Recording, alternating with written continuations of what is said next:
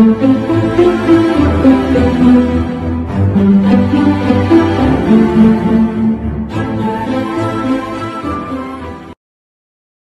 beaucoup. Bonjour amis téléspectateurs de Amani TV et bienvenue dans cet entretien. Aujourd'hui, nous avons le plaisir de recevoir Madame Bakary Zali Djamila. Elle est à Dakar pour nous parler de son association Le Cœur d'une Mère, association qu'elle a créée depuis 2019 et elle travaille dans divers, en tout cas, domaines qui concernent la jeunesse du continent depuis l'Europe. C'est quand même une initiative, disons, innovante et elle est là aujourd'hui. Bonjour Madame Djamila. Bonjour Amani TV. Alors c'est un plaisir de vous avoir chez nous. C'est pas votre première fois à Dakar? Non, c'est pas ma première fois à Dakar. C'est mon deuxième voyage à Dakar. Et vous êtes à Dakar dans le cadre de vos activités?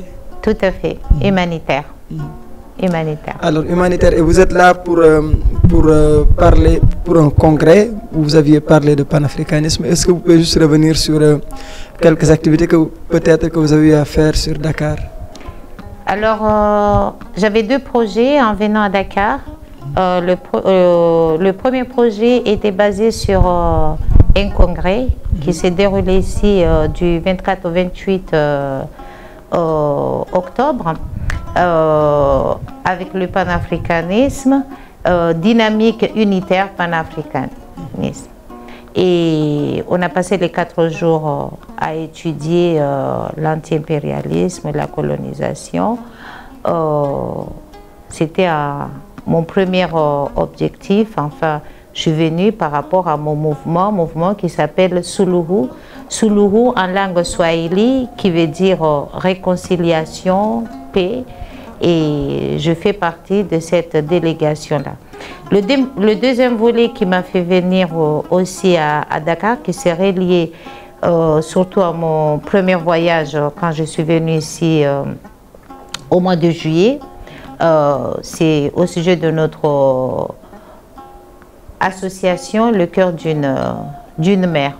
Le Cœur d'une Mère est une mère qui a tellement d'espoir, une mère qui est là matin, midi au soir, de vouloir tout faire pour que son enfant puisse arriver un jour. Et ça, c'est l'espoir. Alors, quand je suis venue ici la première fois, c'était pour appuyer sur un projet de Maître El Arifou avec les élèves comoriennes qui étudient ici à Dakar. Et à partir de là, à partir de toutes ces relations-là, à partir de tout ce que j'ai vu et à partir de nos propres programmes à nous comme lutte pour le bien-être de l'enfant, bon, j'ai mis en place à découvrir vraiment le Sénégal et pas uniquement que le Sénégal, on ne compte pas s'arrêter là parce que notre association, ce n'est pas une association comorienne, c'est une association qui est internationale mais spécifiquement aussi sur le continent africain parce que c'est nous qui pleurons nos enfants dans tous les sens de la vie de demain sur l'Afrique. Alors, et pour en revenir un peu sur l'association, je le disais, vous l'avez fondée depuis 2019, Le Cœur d'une Mère. Déjà, quel a été le contexte et surtout les motivations qui vous ont conduit à mettre en place cette association? Alors, l'association, quand il a été mis en place, c'était initialisé par notre présidente qui se trouve aux Comores, qui s'appelle Sabiki Hamzé. Un mouvement de mamans qui se sont levées pour révolter à la place de l'indépendance le 19 juillet 2019. Et ces mamans-là, ils se sont battus en criant le bien-être de leurs enfants et en réclamant un état de droit et que leurs enfants puissent quand même se retrouver avec du travail et le bien-être. Et à partir de là, nous avons mené cette lutte dans ce sens-là, au niveau de la diaspora, en appuyant ceux qui sont au pays, après tout ce qu'ils sont en train de traverser, parce que la diaspora africaine épaule énormément le continent africain. Alors, ce n'est pas uniquement le Sénégal, les Comores, partout, la diaspora, elle joue un rôle énorme. Nous vivons certes en Europe, mais on est toujours en train de s'occuper de nos familles qui se trouvent en Afrique. Alors, et à partir, je m'excuse, à partir de 3 ans là, on s'est concentré, l'association, en laissant cette partie politique, mais en se basant que pour nos enfants, comment pouvoir donner la chance à nos enfants de pouvoir aller de l'avant, à changer le système. Alors déjà, il y a quelques spécificités liées à l'association, c'est des mamans. Oui. Ensuite, qui, en tout cas, projettent un regard depuis l'Europe, depuis la France, sur l'Afrique. Quelles sont les initiatives ou actions que vous avez menées pour justement sensibiliser la jeunesse du continent, ou en tout cas les parents, sur les questions qui vous intéressent? Alors, on sensibilise déjà par la communication, chose qu'on est en train de faire aujourd'hui. On manifeste souvent en montrant nos enfants qui se font tuer, nos enfants, en accompagnant les mamans aussi qui perdent leurs enfants dans la Méditerranée. On essaie quand même de s'approcher de ces mamans-là pour un réconfort, pour qu'on a des témoignages, pour qu'on puisse en parler, comment pouvoir faire une prévention. Là-dessus, selon nos petits moyens, selon notre petite structure, mais c'est une structure qui a quand même de la volonté et de l'humanité à l'intérieur. Et justement, dans le cadre de votre voyage à Dakar, en tout cas, vous aviez eu à rencontrer des mères qui ont perdu leurs enfants à cause de l'immigration clandestine. Que pouvez-vous nous dire sur ces témoignages, justement? J'ai passé un moment très douloureux hier à une caravane de Beaux-Amphi, je pense que ça s'appelle comme ça, Rufisque. Ah, Rufisque. Voilà, je me suis rendue là-bas. D'ailleurs, j'étais la première arrivée, malgré que c'était pas moi qui avais initié, mais j'étais invitée. Mais j'étais très contente déjà au départ en arrivant là-bas. C'est des gens très accueillants, ils m'ont bien accueilli en attendant que le groupe arrive. Et pendant ces temps-là, j'ai rencontré des mamans qui ont préparé cette caravane en accueillant d'autres mamans qui venaient d'ailleurs, et le groupe de Beaux-Amphi à faire une prière, parce qu'il y avait déjà une prière au premier coup. J'ai recueilli des témoignages d'une mère qui a perdu son enfant, qui n'a jamais retrouvé le corps, mais qu'il a juste eu des témoignages parmi un des camarades qui a survécu, en disant que voilà, quand notre frère est parti, on l'a préparé, on l'a jeté dans la mer. Je peux vous dire, c'était vraiment dur pour moi d'entendre une mère qui ne va plus jamais revoir son enfant et rentrer dans la lutte aussi, parce qu'elle lutte, elle est dans cette association pour sensibiliser, à éveiller aux mamans à ne pas laisser leurs enfants partir à l'aventure. Et vous mentionnez également que votre association se base sur 2 axes. Vous parlez de la délinquance et de l'immigration clandestine, justement. Comment est-ce que ces 2 éléments s'entrecroisent? Comment vous faites justement pour lutter contre en tout cas ces 2 phénomènes? Alors, quand on parle de la délinquance, c'est le fait que nous, en France, spécialement à Marseille, dans nos quartiers populaires, qu'on appelle les quartiers populaires, nous avons nos enfants, ils s'entretuent ou on les tue. Les deux, c'est entre guillemets. On a commencé ce combat avec le collectif des familles des victimes, des mamans qui ont perdu leurs enfants à ce sujet. Alors, on manifeste, on essaie aussi d'attirer l'attention du gouvernement par rapport à ça. Au début, on parlait des règlements de compte, les enfants ils s'entretuent, voilà, c'est des règlements de compte, l'autre a tué et l'autre a rendu, et ça se terminait là. Il n'y avait pas d'ouverture d'enquête, il n'y avait rien du tout qui donnait suite. Mais comment on arrive à un stade pareil? C'est qu'il y a un délaissement de la part du gouvernement au niveau des enfants, c'est l'éducation. Et il faut oser en parler. Parce que quand vous vous appelez Ali, Bakar, etc., tous les portes ne sont pas ouvertes en Europe. Ce n'est pas pareil quand on se retrouve en Afrique, malgré tout, parce que si vous avez les opportunités de pouvoir aller à l'université, n'importe quelle université que vous voulez fréquenter selon vos thèmes, mais vous arrivez quand même à y aller. La barrière s'arrête où? C'est le fait que quand vous avez vos diplômes en tant qu'enfant africain, vous vous aventurez en allant en Europe, ah ben les diplômes ne sont pas valides, ils ne sont pas reconnus et ça aussi c'est un problème. Alors on est mieux chez soi à condition aussi que le gouvernement prend ça en considération, que nous avons des enfants africains.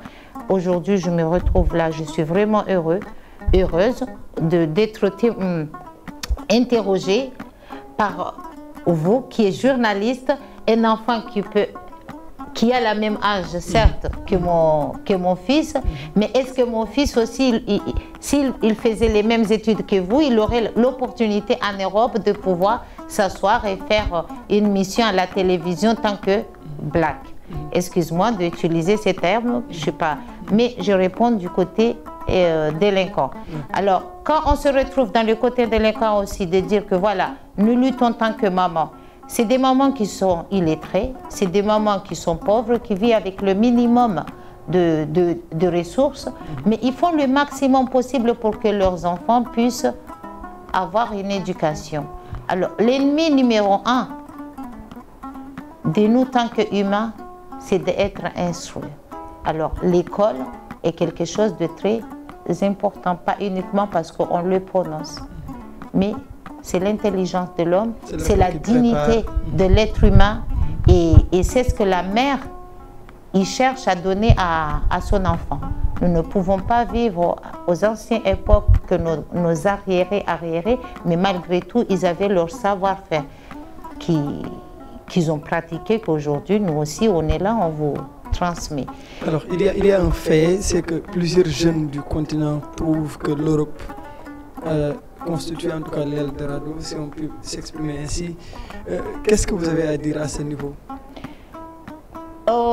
Ce que je dirais à ce niveau, c'est le rôle que l'association est en train de jouer aujourd'hui, c'est d'essayer de passer un message dans toutes les écoles. On aurait aimé pouvoir avoir les moyens de faire des tournées autour de l'Afrique et travailler avec les écoles, surtout vous les jeunes, et vous montrer que le fait d'aller à cet Eldorado entraîne la mort. Maybe, vous passez, mais quand vous passez, qu'est-ce que vous vivez là-bas? Il y a les problèmes de papier, il y a le problème de santé, il y a les problèmes de logement, et ça entraîne quoi? La délinquance, parce que on va vous apprendre autre chose, à vendre la drogue, et en fin de compte, vous laissez vos vies. Alors, c'est d'essayer de faire des tournées autour de l'Afrique et parler à nos enfants africains qu'on est mieux chez nous. Réellement, on est mieux chez nous. Et c'est un travail qu'on doit aussi rassurer parce que les mamans, une maman ne se sent pas vraiment rassurée que son enfant, il a tout ce qu'il faut. Il voit l'enfant du voisin qui est parti en Europe. Il va se dire, ah oui, mais celle du voisin est partie, aujourd'hui il envoie des choses. Mais des fois, on vit dans des mensonges. Parce que quand vous venez là-bas, nos compatriotes ou nos enfants ou nos familles qui sont là-bas qui envoient des choses ici, cela ne veut pas dire qu'eux, ils vivent dans une vie meilleure. Mais ils se lèvent à 5 h du matin, 4 h du matin, ces mamans-là en train d'aller faire le ménage. À peine qu'ils vont se retrouver aussi avec des problèmes de dette, de leur loyer, de l'électricité, etc. Et pourtant, ils ont la générosité et l'amour de penser à vous. Voilà, l'Afrique. À penser à l'Afrique. Je ne vais pas citer de famille, mais à l'Afrique. À tous les domaines de l'Afrique. Parce que vous allez trouver, par exemple, il y a des endroits, des pays où la diaspora est obligée de réparer leur village. Les infrastructures, aider les écoles. Et pourtant, il y a un gouvernement sur place. Mais ces choses-là, tant que diaspora, nous le vivons. Moi-même, personnellement, tant que Comorien, c'est comme ça que nous, aux Comores, on développe notre pays. À 90%, je dirais 100% de tout ce qui rentre dans notre pays, qui embellit les Comores, c'est grâce à la diaspora. Voilà. Vous êtes une association de femmes de la diaspora, quels sont les défis auxquels vous êtes confrontés? C'est quand même pas évident de faire des actions depuis l'Europe pour soutenir des combats sur le continent. Quels sont les défis auxquels vous êtes vraiment confrontés? La compréhension. Parce que la femme a toujours été sous-estimée dans tous les angles. Et je tiens à présenter mes excuses en prononçant un mot pareil. Mais j'aurais aimé à ce que les femmes se donnent le courage de dire que une femme, c'est une baobab. Baobab. Oui. Et cette baobab-là, c'est la racine de notre mère, l'Afrique. Et cette force-là, on la transporte partout. Et qu'on essaye pas de dire, voilà, utiliser le mot émancipation, non. Être nous-mêmes. Affirmation. Lutter. Vous voyez ce que je veux dire? Montrer la force qu'on a, parce que la force de la femme est là. La détermination de la femme est là. Après, les barrières, c'est les barrières économiques, c'est les barrières de classe sociale, et je peux le comprendre. C'est les barrières aussi intellectuelles. Des fois, on se sous-estime parce qu'on n'a pas eu le bac, parce qu'on n'a pas été à l'école, et pourtant, nous avons tous les atouts pour pouvoir aller de l'avant, en parler et casser cette barrière-là à ce que nos enfants, nos maris, nos oncles, qui sont les hommes qui sont dans les gouvernements, puissent nous appuyer, qu'on puisse faire un travail en commun parce que nous avons besoin de l'un envers l'autre. C'est un complément d'entre nous. Un homme ne peut pas marcher toute seule, comme une femme ne peut pas marcher toute seule, comme un enfant non plus ne peut pas être élevé par un seul parent. Il faut cette unité pour qu'on puisse s'en sortir. Donc, Madame Djamila, nous sommes bientôt au terme de cette émission, mais avant ça, quelles sont peut-être vos ambitions avec l'association Le Cœur d'une Mère? Alors, le Cœur d'une Mère fait appel à tous les mamans, mais pas uniquement les mamans. Parce que comme je l'ai dit, un enfant n'est pas l'enfant d'un seul. Il a aussi un papa. Parce que partout en Afrique, je sais que nous perdons des enfants et on n'ose pas en parler. Alors, le Cœur d'une Mère fait appel au continent africain. Hommes et femmes, apporter une voix positive, un éclairage. Un premier éclairage, c'est de montrer aux enfants ce que nous, on a dans le continent africain. Nous avons toutes les ressources possibles pour pouvoir s'en sortir. Je fais appel à tous les mamans du continent africain à prendre conscience, à essayer de connaître leurs enfants et leurs ambitions et à les accompagner dans ce voie-là et trouver le chemin ici en Afrique. Ne pas se dire, voilà, je veux en Europe parce que là-bas, il y en a. Si l'Afrique va mal, l'Europe ira mal. Si l'Europe va mal, c'est que l'Afrique aussi va mal. Pourquoi? Parce que toutes ces ressources-là, tout ce que nous vivons en Europe, vient de chez nous. Mais nous-mêmes, nous ne sommes pas conscients de voir la richesse que nous avons ici chez nous. Ça, c'est le premier pas. Deuxième vision, j'appelle à tous les mamans. J'appelle à tous les mamans de nous rejoindre le Cœur d'une Mère. On n'a pas de frontières. Pour nous, on a un slogan, l'enfant n'appartient pas à un seul. Aujourd'hui, je suis au Sénégal, je suis sénégalaise. Demain, je vais à Burundi ou au Congo ou au Togo, je serai chez moi. Parce qu'on prenne ça en considération que n'importe quel Africain qui se retrouve en Afrique, peu importe là où il vient, qui se retrouve chez lui. Qui se retrouve chez lui. Ne pas se sentir étranger d'une manière mais vraiment néfaste, à entraîner ce chemin de prendre la mer à aller ailleurs. Mais si comme on dit, vous avez un proverbe qui dit le Sénégal, c'est le pays de la Teranga. Et voilà, je me retrouve dans ce pays-là que je me sens chez moi. Et je ne me sens pas comorienne, mais je me sens chez moi tant que maman africaine. Alors, Madame Bakary Zali Djamila, avant de finir, peut-être votre dernier message, avant de finir ce plateau. Alors, mon dernier message s'adresse à nos mamans sénégalaises qui se retrouvent à Marseille. Je les rends toujours hommage au combat qu'ils ont livré à l'emprisonnement de Sonko, de leur pays, et qu'on a manifesté durant tout ce temps et la campagne qu'ils ont pu mener. Franchement, je tiens à souligner ça, que bravo, bravo, et pensez souvent à ces mamans-là, parce que ce sont des vieilles mamans qui se retrouvent à la plaine, qui vendent leurs petits objets. C'est des mamans qui se retrouvent au Vieux-Port en permanence, mais elles pensent à leur pays. Et c'est un espoir immense. Je tiens à rendre cet hommage tant que je suis au Sénégal. Merci beaucoup, Madame Bakary Zali Djamila. Donc, merci également à vous, chers téléspectateurs. C'était un plaisir de présenter cet entretien. On l'a eu, je le disais, avec Madame Bakary Zali Djamila. Elle est présidente de l'association Le Cœur d'une Mère, une association qu'elle a créée depuis 2019 et elle lutte principalement contre la délinquance, tout ce qui est drogue et qui empêche en tout cas la jeunesse de s'affirmer.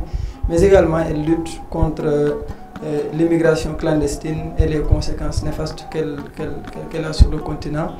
On vous donne rendez-vous très bientôt sur Amani TV. Mais avant ça, toutes les associations ou structures qui luttent contre l'immigration clandestine et les thèmes associés à l'association Le Cœur d'une Mère peuvent se joindre à leur cause.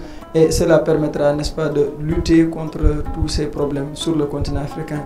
On vous donne rendez-vous très bientôt sur Amani TV, la chaîne de l'Afrique.